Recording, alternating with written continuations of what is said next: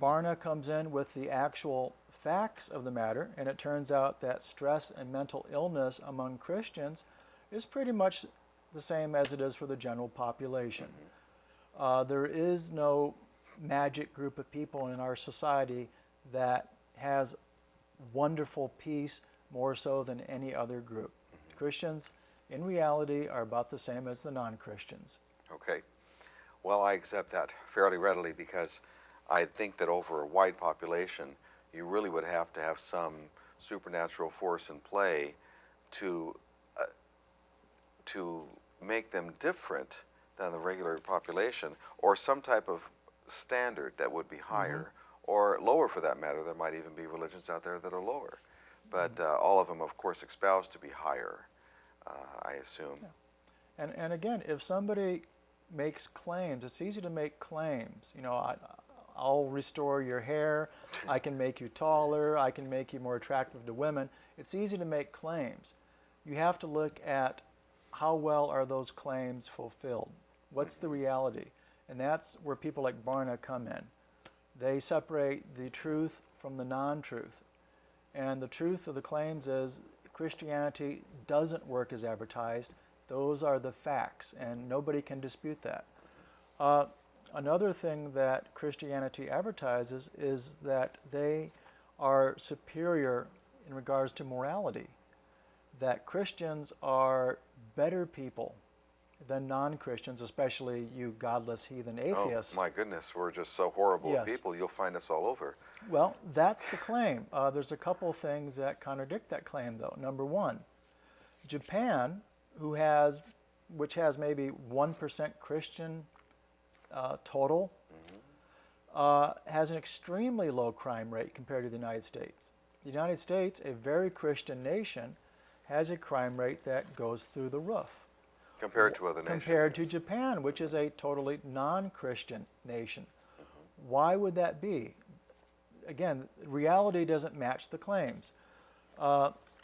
Another thing that contradicts this claim of a superior morality are, as you mentioned before, the prison populations.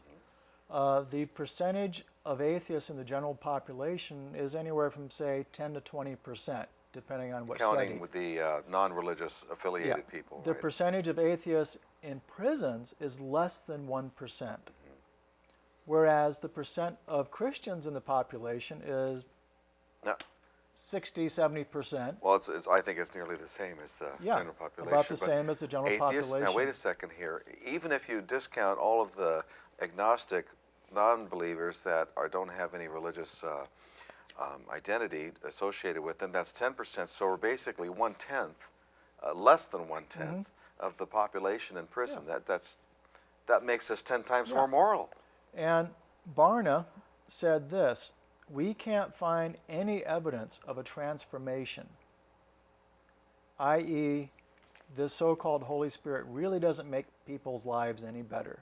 If anything, judging by the statistics, it actually makes people worse. It makes you more likely to end up in prison. Well, what about the people that just say, yes, but when I pray, I feel peaceful? When, God has promised me peace, and I feel when peaceful an alcoholic drinks too much, he feels peaceful also, and feels happy, and feels joyful. That doesn't make it a good practice, though. Well, this is more of a religious practice that, well, you can actually be addicted by it. I've seen some concerts where people go into a trance-like state, and I'm sure that they're feeling extremely peaceful, feeling their particular Lord, but they don't recognize that other people in other religions do the exact same thing in the trance. Like, I was in transcendental meditation for quite a while as a youth, and I felt that peacefulness too. In fact, you could simply meditate by a brook and feel nature all around you and force yourself almost into a trance-like state.